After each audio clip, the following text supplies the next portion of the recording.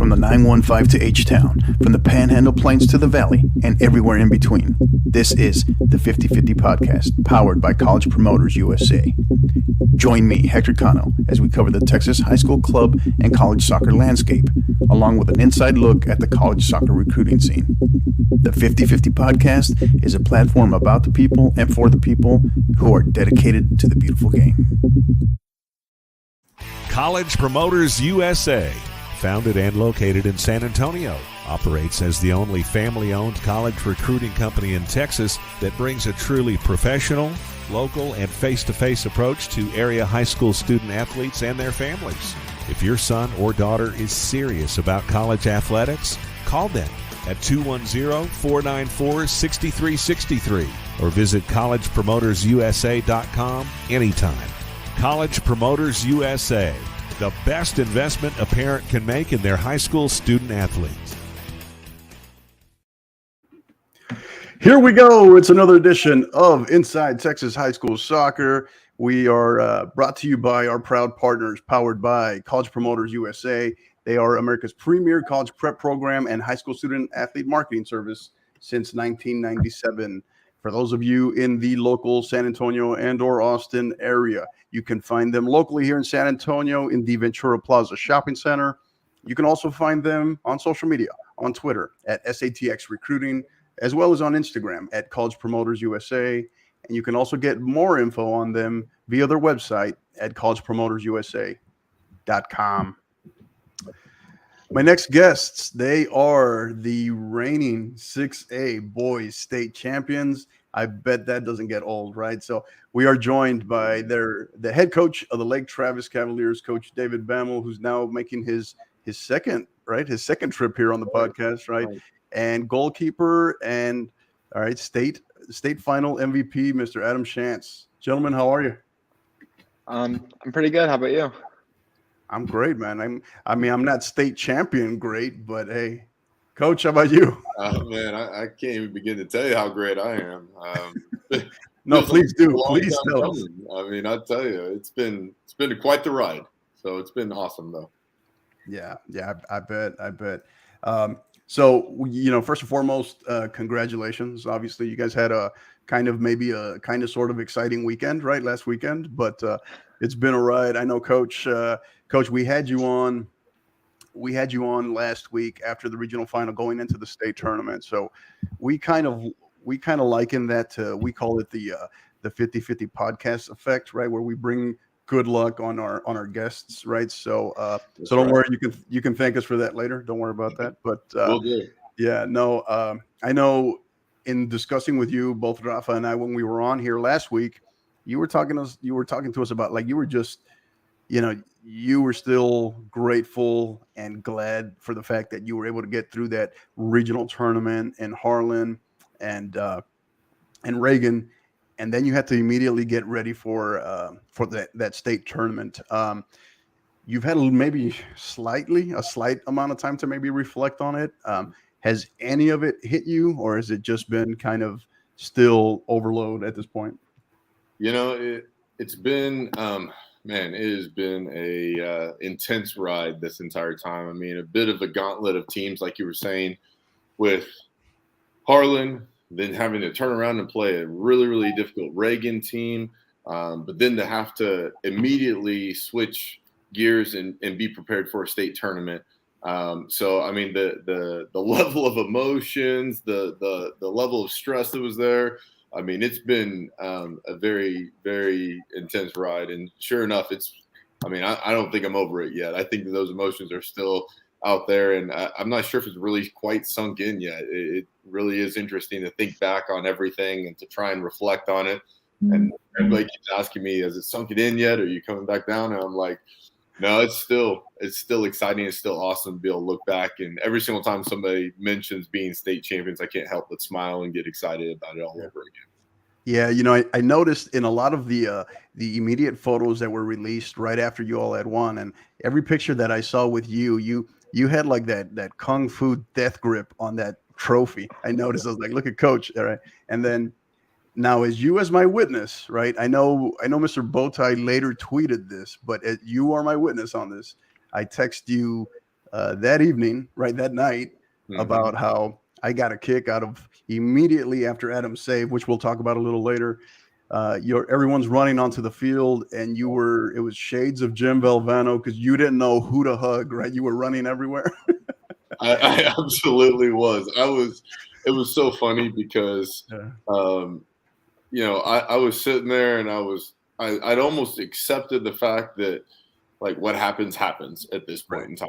And so, we had done everything that we can to prepare for this. And so I'm sitting there talking to my assistant coach, Coach Maloney, and we're just sitting there on the bench. And I was like, okay, I'm just going to, if things work out for us, I'm going to play it cool. All right. I'm going to try and just take it easy and relax. But the second that Adam made that save, I mean, it was a sheer release of joy from me, and I took off on a dead sprint to the field to try and be there with all the guys and be a part of it. But they were all kind of drifting away from me as I'm trying to chase them on down. And luckily, I think I was met with Ben Platt and Emilio Millan, two of my central midfielders, and was able to at least get a embrace from them and some tears of joy in the process of the whole thing.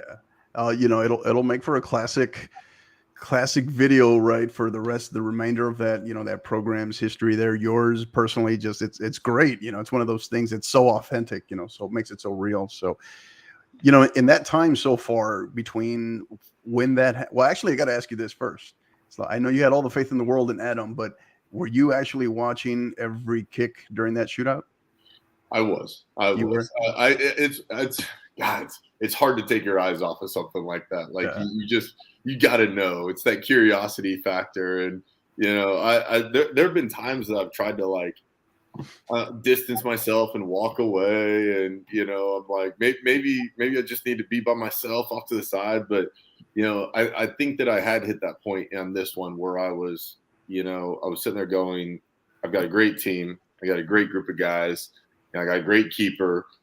At this point, if it happens, there's a little bit of luck involved in it. I mean, let's be honest. There's a little bit of, everybody's, nerves in the mix of it. And so I was just pleased that we were able to come back on top. I mean, Adam made some amazing saves, but on top of that, my PK shooters hit their spots and were incredible at being able to put the ball in the back of the net for us. So got to give them some props on top of Adam's amazing work back there in the goal.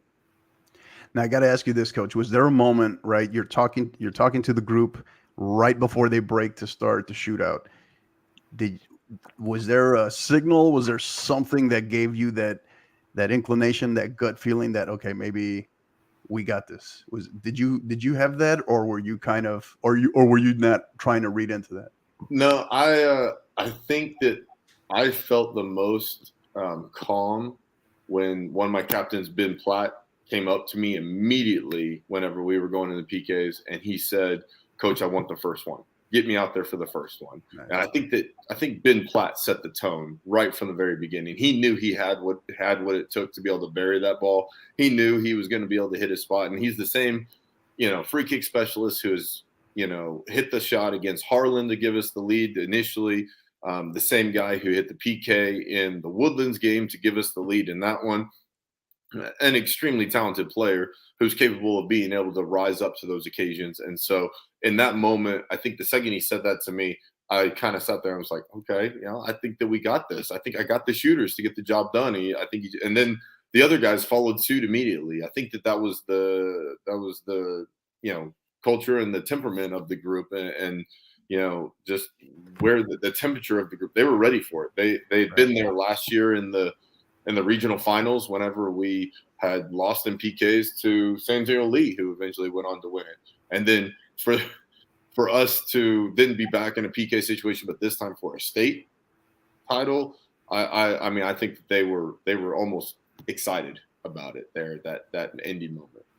Now, was that the first time, refresh my memory, I'm trying to go back here. Was that the first time you all seen penalties to shootout since that moment last year versus Lee? Yes. It was. Wow. So we I mean, to be honest, I mean, again, great group of guys. So we have been able to have pretty secure victories all the way up until that one game. And Plano had an amazing defense, a great back line, great goalkeeper. And it was difficult for us to get by. Don't get me wrong. We had some chances there. And, I think that some people have continued to tell me and ask me, they were like, well, do you wish that you had finished it in regulation time? Or do you wish that you had finished that one in overtime? And, obviously, yeah, you don't want that added stress on yourself. But the reality of the situation was that we got to finish it in what would be arguably one of the most exciting ways to be able to finish out your state tournament and your season in general. And I think that just made for that much more of an exciting moment for that celebration towards the end. Absolutely. Rafa? Coach, any concern when I said going into that game with Plano, seeing what they did the game before, that comeback, that through barrage, that back in your mind, like, when it went deeper and deeper later, it's still tied in the game? I absolutely had that a little bit in the back of my mind. I mean, no doubt Seven Lakes is an amazing team. And then for, Plano to have the ability to just turn it on and make things happen in that second half. I mean, that number 16 up top is an obvious incredible player. I mean, Adam came up huge on a save from his shot outside the box there. And,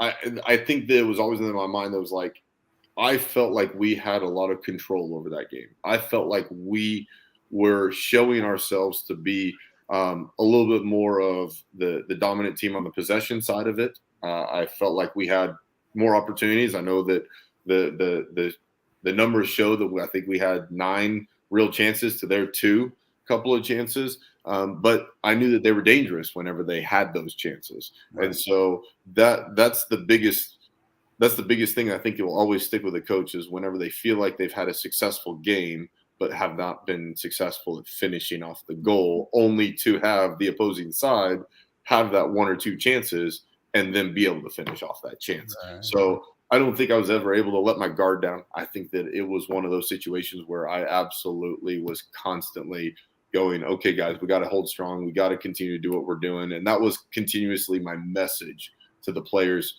between halftime, right after the game, going into extra time, in the halftime of overtime. That was the continuous message. We got this, guys. And I think that positive attitude played a little bit of a role in us continuing to play our game and be successful at it. Yeah. So, Adam, I'm going to put you on the spot here a little bit. So, all right. Tell us, and be honest, no one's listening to us anyway. Don't worry.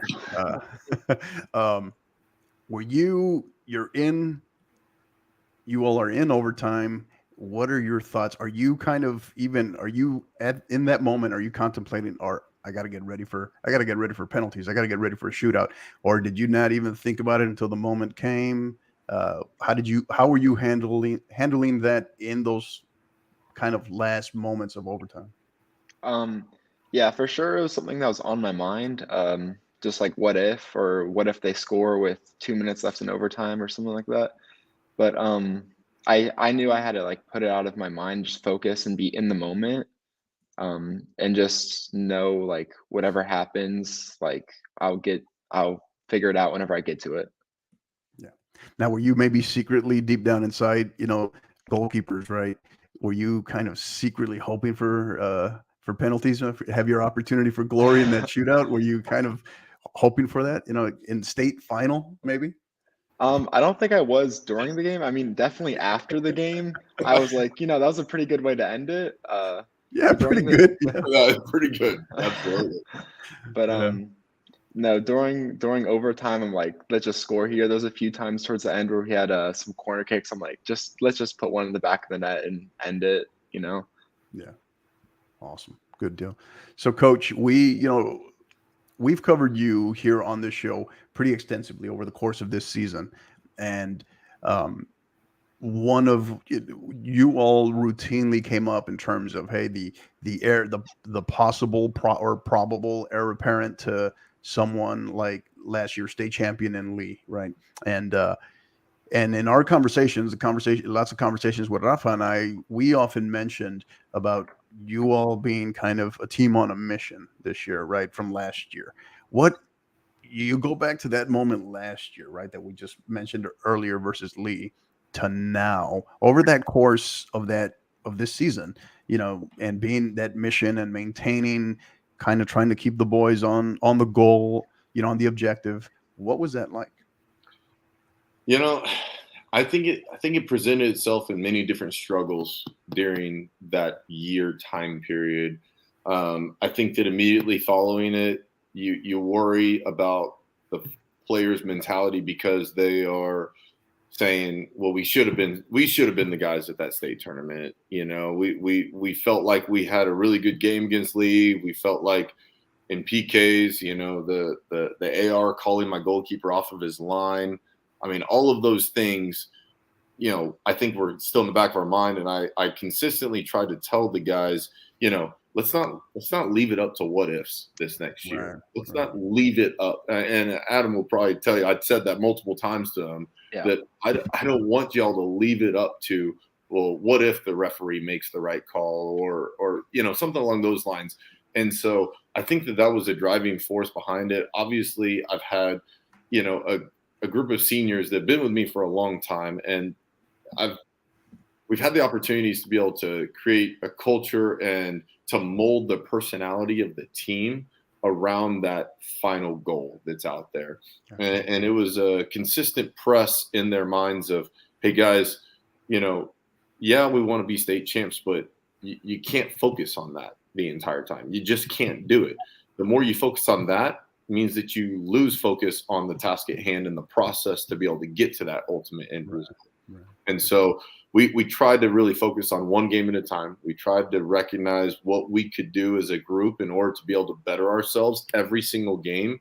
And that, I think, was kind of the feeder into finally, once we get into playoffs, now we're saying to ourselves, okay, guys, this is our chance. This is where we've been waiting all season long for this moment right here. And if we take it and go into every single game with the right mentality and play our game, there's very few teams who can really keep up with the offensive firepower that we have and the newly established defense that we were creating back there. I mean, given, 5 shutouts in 7 playoff games, and we're talking shutouts. I mean, our last 3 games, you're talking shutouts against 3 teams that were arguably some of the best in the entire state. And so, a shout out to those back line guys. I know I mentioned that last time, but I feel bad not mentioning them more because they do so much for our team.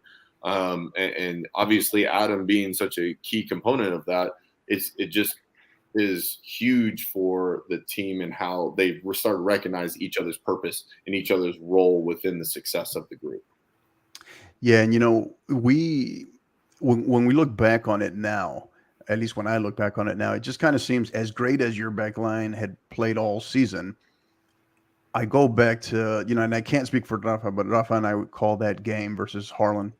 And it just, when I look back on it now, it just seems like that was kind of the finding themselves moment, right? Because as they progressed and that tougher competition, that next step, that next level against some really strong, attacking offenses, they answered the call, right? They answered the call. So yeah, it's pretty remarkable stuff. Yeah. So big kudos to your entire back line for sure. And obviously in addition to Adam. So Rafa? As far as like I said, with the what's it called? I'm trying to get it on my head. What the focus on your defense this year, what are some of the things you worked on in order to get those shutouts, to fix what some of the stuff from last year to this year? What did you guys concentrate on to kind of really solidify your defense? I think the starting off point was some of the 1v1 defending work that we kind of focused on. I think that we started to recognize that there are going to be lots of teams that are going to have that really, really strong athlete up top. And we brought this up last time in the podcast whenever we were talking about going up to the North Texas Elite Showcase and going up against a Keller and going up against a McKinney Boyd and going up against an Irving, which all 3 of them had a lot of firepower behind them in the way that they attack. And I think that the fact that we did give up some goals in that tournament, I think we gave up 5 total in that tournament, and there were chances. I mean, again, Adam came up huge in the Irving game. I know that we got a shutout on that one, but there were like 3 or 4 one-on-ones that Adam made saves in that one as well. So I think that kind of told us what holes needed to be filled and what players might be capable of being able to do that. Kyle Thompson kind of found his way into our lineup a little bit late, just because he's the other center back that's back there. He was in football for all of the scrimmage time period, so he's a stud football player as well, and multi-sport athlete. And then whenever we went to tournament, he was out sick, and so it was just one of those things where we were trying to work through some of those pieces. So us being able to land on him as a quality player for that back line, and then one of the biggest changes that was made from last year was Bernie Vargas was a 2-year starter in that holding midfield for us. And he was a dominant player in that midfield. We were fortunate enough to have a Pablo Gil step into there for us. And that opened up our abilities to be able to utilize Bernie as a center back and to be that leader and that guy who can hold that back line together. So I think that those couple of pieces allowed for us to be able to work towards it. And then Bernie just learning that backline position. And I want to give a little shout out to Adam in front of him on this one, because I think he became a more decisive and more commanding player of his box as the season progressed. Obviously he's the sophomore amongst a bunch of juniors and seniors. Right. And so the fact that he kind of, I want to say he grew up in the season. He matured in the season. He started off the season kind of like, what am I getting myself into right here? I'm going to let somebody else do that stuff inside my box, to becoming that player that we needed him to be, which obviously shows in what he was able to do in the playoff run for us. Right. Yeah. And that's a great point. That's a perfect segue. So Adam, from that point that coach just made there, can you point to a moment, maybe this season, can you recall an exact moment where you felt like, okay, this is my team, I belong here, or you grew in confidence? Can you recall, was there a particular moment, a particular game, a moment in a game where you found that? I think there was a moment. So we were playing Austin High at their stadium, and it was after the first half. They had an attempt, and I really wasn't decisive as I should have been, and it resulted in a goal. And Coach Bammel kind of talked to me during halftime and told me needed to step it up. Some positive reinforcement, right? Yeah, and after that, I was nothing else other than that. Yeah. I kind of told myself, okay, I have to get over it, and just do it. Yeah. So we ping pong back and forth. Coach, would you point to that moment as well, do you think, or was there maybe a different moment for you from your perspective watching him? Honestly, now that he says it, that I absolutely agree with him. I'm not going to go too much in depth into that conversation, but it was one of those moments where it was like, either Adam, you rise up to the challenge, or I'm going to have to give somebody else a chance. And although I had a ton of faith in Adam, I really did. I believed in Adam. I absolutely knew what he was capable of being able to do in that goal, but I needed him to believe it. I needed him to own that and to grasp that. And I think that now that he says that, I think it really was at that moment that I started to look at my assistant coach and be like, okay, he's getting it done. And it was even that second half that I started to see him start doing it immediately. So you could see that switch in his brain take place, where it was like, okay, I got to do it. I got to make decisions. If I don't make decisions, that hurts the team.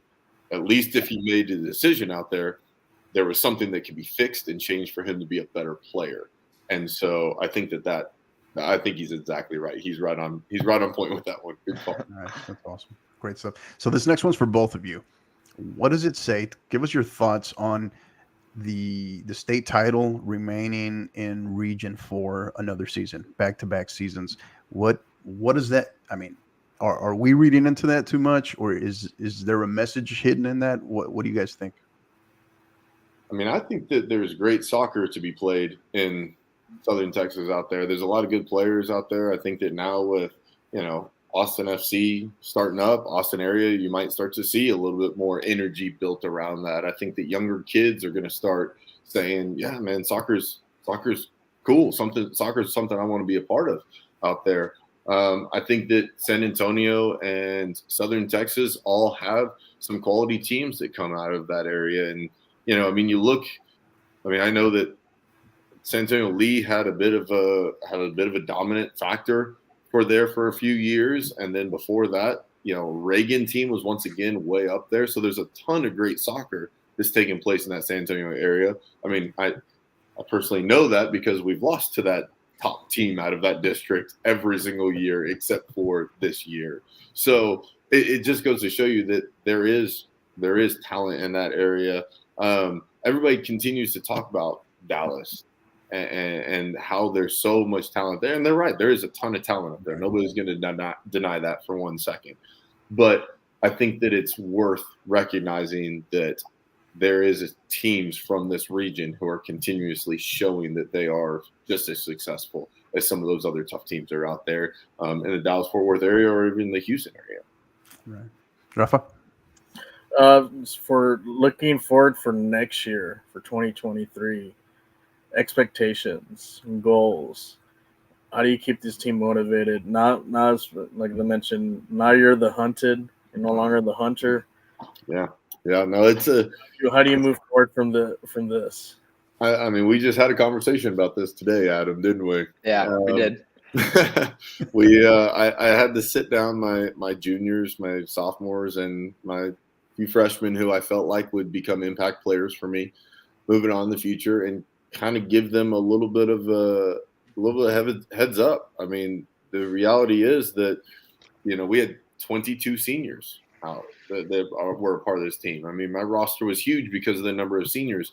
And you look at the number of guys who were impact players for this team, the majority of them were the senior group. And so, you know, don't get me wrong, so many of the guys that I have who are juniors and sophomores probably would have had a high likelihood of playing on a varsity team for some of the other teams that were out there. And we were just fortunate enough to have that special team. So I think the expectation is still, we want to strive to be the best that we can be. We're going to continue to push to be the best that we can be.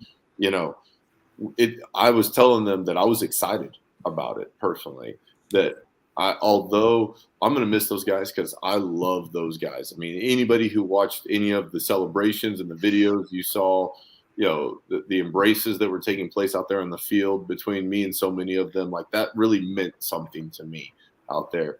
But moving forward, I am looking forward to a little bit of a different personality with my team. I am looking forward to different dynamics of players and new puzzles that I got to figure out. Because, I mean, you know, with returning 8 players from last year's team, it was, relatively speaking, easy to be able to go, okay, well, you're going to be there, you're going to be there, you're going to be there. Let's go and get to work all over again. Let's see if we can keep our focus and keep the culture right and see if it pays off for us. Now the difference is, can we take what the existing pieces were with now the newer pieces, and can we now put those together in the best form possible to be able to get to a high level place again and get to a successful place? And only time will tell. I think that I've got a great group of guys. Once again, I've got a great junior class, sophomore class, and freshman class, and obviously we'll have a lot of work ahead of us, just like anybody will.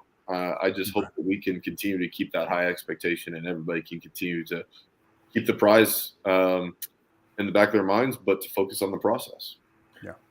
How do you feel about now with Dripping Springs moving up to 6A to your district? You have a regional final, state finalist coming up into the mix. How do you feel about that? I mean, that definitely adds some complications because, I mean, we've scrimmaged Dripping Springs every single year, and every single year it's a battle. And although it's, you know, it's always just a scrimmage, just because we don't want it to turn into one of those rivalry games, it's almost inevitable that it's going to turn into something along those lines. Another Westlake versus Lake Travis versus Dripping. I mean, you've got a similar personnel that's there. And so I think that I definitely think that it's going to turn into a very complicated district next year, especially with 9 teams being in the district, and many of them. I mean, between Del Valle, who's always a successful program, Bowie is always a successful program, Westlake's a successful program, and we're starting with a lot of new faces and a lot of new guys. I mean, it's gonna it's going to test us. We're going to have to figure out what we can do. Yeah, and Rafa brings up a great point. It's not very common to have two state finalists in the same district, right? So, but yeah, it's a great point. Adam, my question here is for you. So, Coach just talked about the seniors, right, and that group moving on. You're still young, right? You're a sophomore. You'll be a junior next year. Thoughts on college plans or ambitions to play at the collegiate level? Where are you at with that? Yeah, of course. I want to play at the highest level I can. So if I can get into a D1 school where I enjoy my studies and I enjoy, probably the coach and, the area, I for sure want to go and play D1. If it's D2 or D3, as long as I enjoy it, but I'm for sure competitive and hopefully I can take it very, very far. Awesome. Yeah. So for college coaches out there listening, Adam Shantz, he's a 2024, and we already know he's a clutch player. So make sure you look him up. All right. So well said, Adam. So, Coach, question for you here is and I know you're still enjoying this, right? You're still enjoying the moment right now, but this is kind of that question that very few coaches ever stop to think about until they find themselves in that moment. But I'm sure you haven't even thought about it, but initially right now, when would you say, is there a moment down the road? Let's say we fast forward 2 months from now, 3 months from now. When is the moment for you? When do you feel comfortable with it's like, okay, last year was last year. We're the defending state champions, but that was, we kind of need to stop celebrating last year and now start preparing for this year, the next season, right? Is there a clear moment in your thought process there? Man, I'm going to tell you, it's part of one of my flaws out there is that I am always thinking about that future.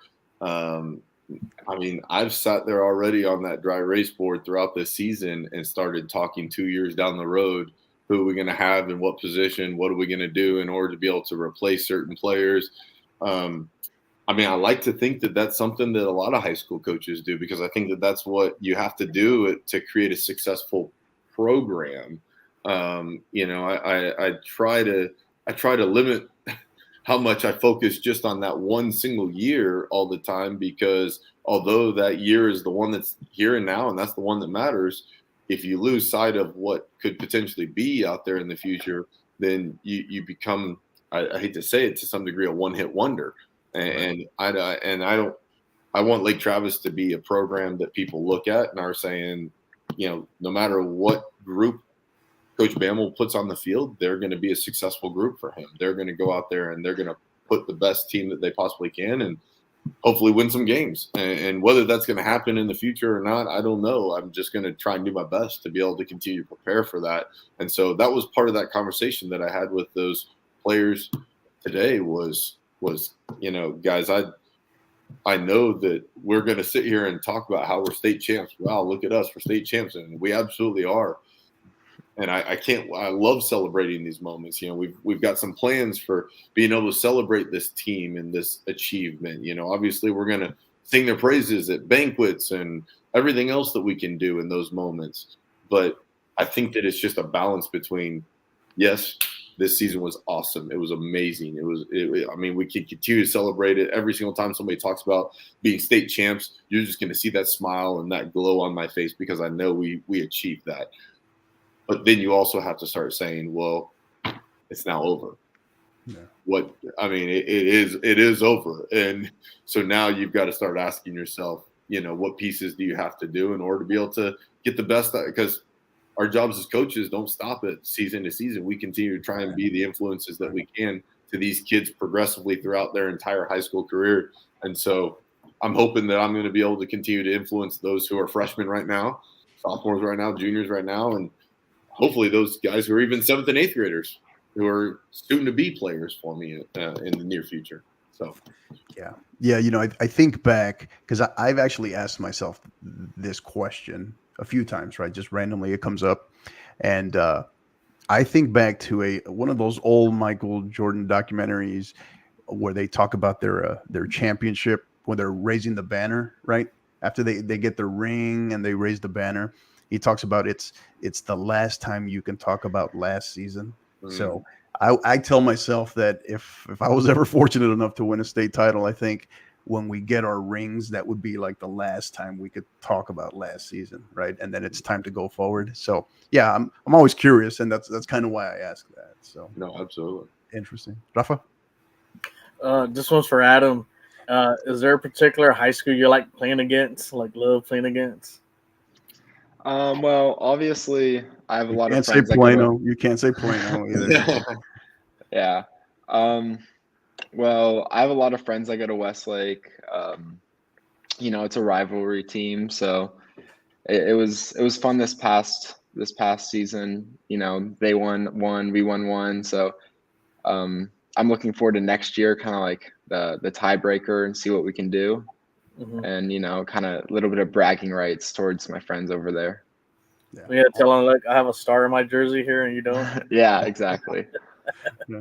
Are we working on that already, Coach? The crest? We're updating the crest. All right. We are. We absolutely are. That's been a big line of discussion out there. Is how do we want it to look? So the unveiling will be soon approaching. So Right. hopefully it's exactly what we have it planned out in our mind. Awesome. You never know how those things turn out. Right. And it's funny, Adam, it's funny you mentioned Westlake because, the gentleman who is the voice of you all, of the Lake Travis Cavaliers, Mr. Mike Youngblood, who's been on this show regularly, right? He talked about, from his perspective, he shared with me that the moment he thought that you all had that real opportunity to go and do something special was that decisive victory you all had over Westlake as you were getting ready, heading into the playoffs. So it's kind of interesting that you mentioned Westlake there. Yeah. So, all right, final question here for both of you. What do you think? We talk about first. It's interesting. It's kind of, as we were stumbling across that, and it was presenting itself as a storyline, it was hard for me to believe, but yeah, it was true that no boys program on the public school side had won a state title out of the greater Austin area. So what does it mean to you all, and what do you think it really means to the greater Lake Travis community, the Austin community, to be the first and to finally kind of get it done on the boys side? Adam, you want to go first on that one? Sure, I'll go first. I feel like it's a good feeling. We kind of like set the bar for all the other teams, and kind of all the other Lake Travis years coming up within the years. They'll kind of look and be like, okay, we want to be like the 22 team, 2022 team, and it's cool to be the first Greater Austin area team that has accomplished that. It's an honor. Yeah, you guys will be talking about that at 20-year high school reunions. You'll be talking about it. Right? Yeah. Coach? It's funny because, I came to the Austin area, and that was 10 years ago, this year. So I'm finishing my 10th year here at Lake Travis. And I still remember to this day, whenever I'm not going to sell anybody out on this one, but there was a principal at one of the local schools who was like, Coach, I'm gonna warn you. I think you're gonna be surprised at the lack of talent that exists here in the Austin area for soccer, and the inability of us to be able to really make long strides in playoffs and to go far in playoffs. And I guess I'm not sure exactly where he had been exposed to that. I don't know exactly where his thoughts were behind that. I just kind of remember having that conversation with him because I was coming from Katie Morton Ranch. We had just been to the state finals game right there. And I mean, people were kind of looking at me like I was crazy for being able to leave a successful program to go to a program that, and don't get me wrong, Lake Travis was really good in a lot of things. They are great in a lot of different things, but they hadn't stood out in soccer yet. They really hadn't had that opportunity to be able to do that. And so I think that 10-year ago conversation almost set my mind and focused my mind in motion to be able to say, they can do it here in Austin. It's very possible for it to take place here in the Austin community. I think it takes the right group of guys, obviously. It takes the right, proper mentality. And if we work hard and focus our attention, it can happen. And so for us to be the first, for us to be the group that puts Austin finally on the map on the boys' side is just a huge achievement for this group. It makes it ever that much more special because we are we are making history in that specific category. And I think that is going to ultimately, like Adam said, make other teams look and be like, man, that Lake Travis team, that was the team that set the bar. That was the team that opened up the path for all these other teams to be able to be successful. So I wouldn't be surprised if we started to see some other Austin teams start to rise up and really start to show their true colors and their capabilities of being able to get to that level themselves. Right. So you've been, in those 10 years, you've been the common denominator, but over the course of those same 10 years, what would you say was the biggest change you've seen to get from where you were day one versus today? I think that once I was able to kind of get in and put my mark on it and start teaching these guys to play a style that I felt like supported their technical and tactical abilities. I mean, I'm just going to flat out say it. It's not like we're a school, in my opinion, where it's just like freak athlete after freak athlete after freak athlete come on in here left and right. And don't get me wrong, there are plenty of them that go through Lake Travis, but I feel like we a lot of times have to take what we have. We've got these solid players. We've got these guys who are dedicated. They're focused, highly technical players. Get them a tactical style that allows for them to be able to showcase their capabilities. And by doing so, that translates to them being able to be successful consistently. And so, I'd say that once we hit that regional finals mark in 2015, I had only 3 seniors that year as well, very low senior group. We ended up losing to a North Mesquite team that was an incredible team. And then there was the next year after that we were back at. Now, that was our first year at Lake Travis to be at the state tournament, where we ended up losing to a Capel team in the finals of that year. But ever since then, ever since 2015, we've made it to the regional quarterfinals or better for those 7-8 years. Obviously, COVID year, there wasn't anything that took place that year. But for those 7 years that are there, we made it to the 3rd round. And there are some teams that just sit there and go, I'm excited to be at the 3rd round. I'm excited to have this opportunity to play in the regional quarterfinals. And so it just goes to show you that this group and these guys in this Austin area were capable of achieving such greatness over the years. And every single year, every single group is capable of being able to achieve that. I don't believe for one second that it's necessarily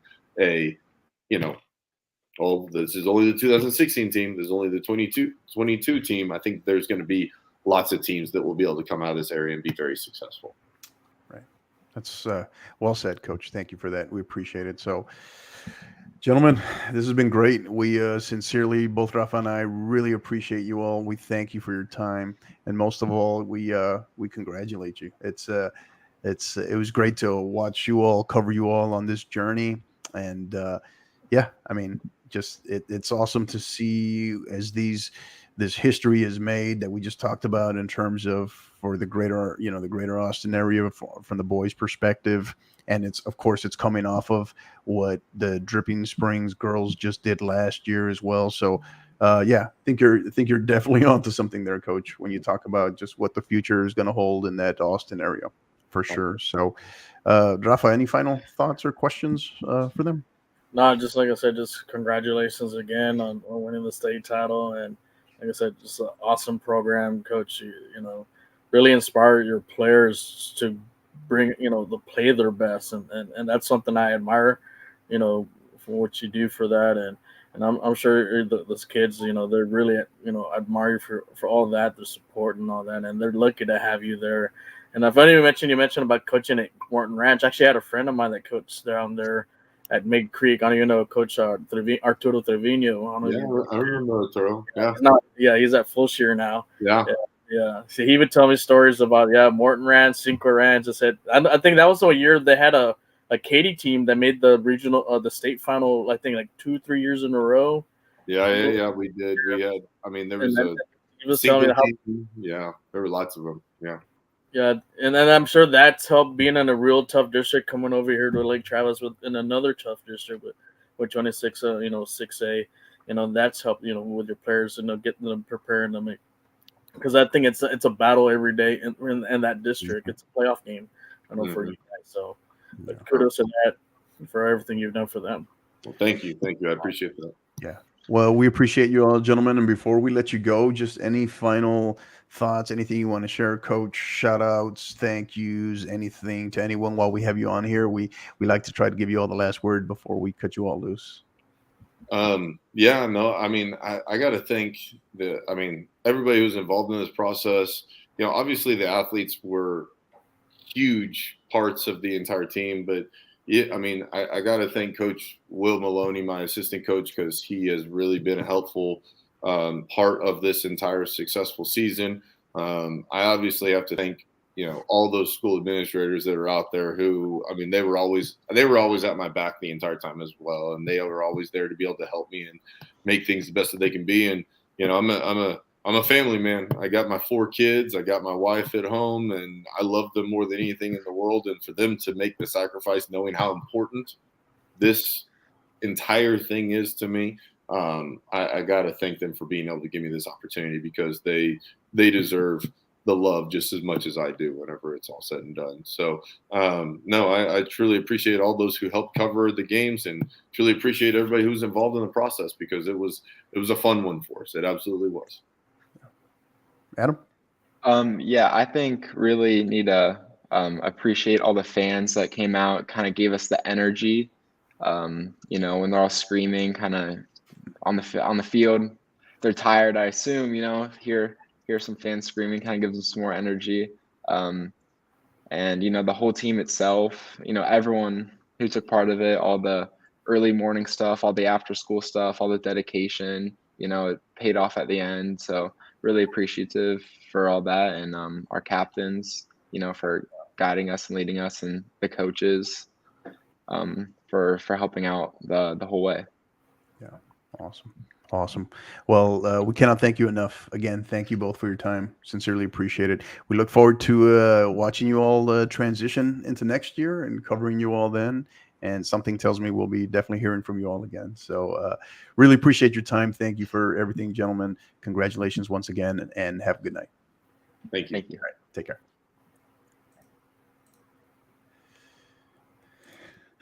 All right, man. Thoughts? Like I said, it's such a great program. That loss last year, did really hurt them, but that built their character for 2022. And like I said, they were on a mission to complete it, and through some adversity, they had to go through a gauntlet with some quality teams, and I'm sure they were nervous in that Plano game, being tied 0-0, and they said, "Are we going to lose this?" In the end, because sometimes strange things can happen and stuff. But like I said, they found a will and a way, and they really wanted it, and they're the state champs, and to be the first team from the Austin area to do it. It's a great accomplishment. Yeah, absolutely. I think just so composed too. You look at Coach Bammel, and he looks like he's enjoying it, but he's also kind of just very composed. So I could see where his team gets it from and how they respond to him. So you look at Adam. I mean, Adam's just as cool as can be, right? For just what you would expect from a goalkeeper. But yeah, I think they were definitely great. So how do you see, based upon what we initially know, what we've seen in terms of rosters, what they might have coming back, what Coach shared, what are your thoughts on them, what they might look like next year, especially with that as that district kind of changes a little bit? Yeah, that Dripping Springs is that wild card, and it just made it a lot, like he mentioned. Now it's a 19 district, and it's gonna make it more difficult. And like you said, we also have also quality teams like Bowie, Westlake, and then Doe Valley's like an up and coming team that's done really well. I mean, they beat Westlake twice, and Yeah. so that shows that that district's becoming very tough to get through. But losing 22 seniors is it could take a toll, but if the players believe and they buy into the system, and also, and like I said, if I think early on, if they can achieve some success, if they go up to North Texas Showcase, if they are going again, and if they do well, I think that's a positive for them, and just gives them this team a confidence booster that to go through this, and I can see them winning it again if But like I said, it's going to come down to maybe can the younger players step up to and rise to the occasion. And it's kind of something what Coach Strong mentioned about with the Bernie players, replacing some good players from the state championship team the year before. Yeah. He had some kids he plugged in, and it was their time to shine, and they took full advantage of it. So, for the underclassmen there like Travis, the ones that are going to be taking the spots from the seniors. Yeah. It's your time to shine, and here's your opportunity to kind of cement your legacy to the team. Right. Yeah. And they call that, I believe they call that reloading, right? Not rebuilding, but reloading. And I think, and it's so, it's a great point too. You talk about Coach Strong, but when a coach gets that culture right, their culture, and it's set, it's in place, and it's now the standard, it's the way, right? I think that's what's so big, I think, about this Lake Travis team this year, right? Is they've established a new standard. They've established a new way of doing things. So I think that perspective with your players that are coming back, and then what they will potentially be looking at as far as coming into the varsity next year. There's a whole new set of just standards and expectations, right? So I agree with you. I think early season success is going to matter, but it's going. They have to understand one loss or two losses doesn't necessarily mean that they can no longer defend their state title, right? But I think it's understanding that too. So, and that's, and I think they'll be in great hands with Coach Bammel. Yeah, and that goes, like you mentioned about early losses. Like last year, well, you'll look at Lee. Lee had a really bad loss against Vandergrift in that one of the preseason showcases, but they played them again, and they flat out picked them apart, and that led them to go on to winning their title. So, like I said, they're gonna have to understand you're gonna have a target on your back. Everyone's gonna beat you because you're the standard. You're the measuring stick as far as teams. Can my team be as good as the state champion? And if I can beat a state champion, then that gives confidence to those teams to be thinking of being a contender. But we're, like I said, Region 4 is going to be loaded. Like I said, Dripping Springs is going to be a team to be reckoned with in that district. That's in the mix, and you still can't count out Lee. We heard about that Brandeis team that's young, and they could make a run next year. I'm sure Lee's gonna bounce back. I know that they had some injuries and so forth, but I think they'll bounce back. You got teams like, in the Valley too. I think I think that's one area that kind of Region 4 is around. Valley, like Bronzeville, Hanna, and Rivera, they've had success in the past, and who's to say they don't make runs and be contenders and so forth. So it's going to be very, like I said, I think when we mentioned about the measuring stick with Region 4, I think they've shown that because they can compete with the Region 1s and 2s of the Dallas area teams. Yeah. Awesome, man. Well, hey, let's wrap this one up. Tell us, what do you guys got going on over at the San Antonio Soccer Roundtable? What's hopefully we'll have a show, I think, next week. I know Harry's going to actually be traveling to New Mexico. He'll be there at Isotope Stadium. Oh, that's right. Yeah. So he'll be up there. So hopefully Harry will have his flag there so we can see him on ESPN Plus. And then just recovering from last night. What a game! It was a legendary, epic game. down 1-0, and I told the guy that was next to me, as far as where I said, I told him, "Well, we're gonna come back because I knew we were pushing, so we're gonna equalize and we're gonna end up winning this game." And that just shows, it was a great win. It was like little revenge for losing out on that and not getting, Prizzic can use and not getting that MLS team, and it's just a way to stick it to Garber and stick it to Precourt, Yeah. and then all the trees of Rockley fans and stuff. But it felt great. I mean, and that's, I think it showed pride for the city of San Antonio. But that same energy is you get it also in the high school games too. Yeah. That's the energy you want, especially like not only in the high school levels but also in the pro levels. So hopefully that'll grow like our soccer down here, and I think we'll be discussing that. I think they've already announced that we're going to play the Houston Dynamo. I think May. Yeah, I 11th, saw that. Yeah. I think at Houston. So it's still a date and time to be determined. I saw, right? TBD still. Yeah. So that's an opportunity there. So hopefully we can win and get into the final 16. And you never know. And like I said, we're going to be going over that, and then also the amateur. Like I said, the lower level league teams, like SA Runners has a season opener this weekend against Surf at Wheatley Heights. So if you're, I know SAFC is out of town, but go to Wheatley Heights, go see some good soccer there. Some talented players are coming up through the pipeline here, and then we saw the Athenians already post their schedule for this season, and so hopefully they'll get a repeat and get into the national tournament again. And so just be on the, like I said, for the viewers of the San Antonio Soccer Roundtable, just look out for we'll have a show more likely next week. Okay. And just to recap all those things. Good. Awesome. And for our listeners, again, be on the lookout. Hopefully there's a strong possibility. We're working on it right now that hopefully we can bring you next week, which should be our final episode of season 2 of Inside Texas High School Soccer. It'll be we're working on it. Hopefully it comes to fruition. The 5A championship edition, hopefully, fingers crossed. And maybe, who knows, maybe we can even get Rafa's release of his final pound for pound top 25. I know I've had a few people ask me about that. So I was like, I don't know. It's like, hey, he's got to speak to that one, not me. On the RPI, the pound for pound final top 25. We'll see. We'll see. No promises on that one. So, anything you want to add to that?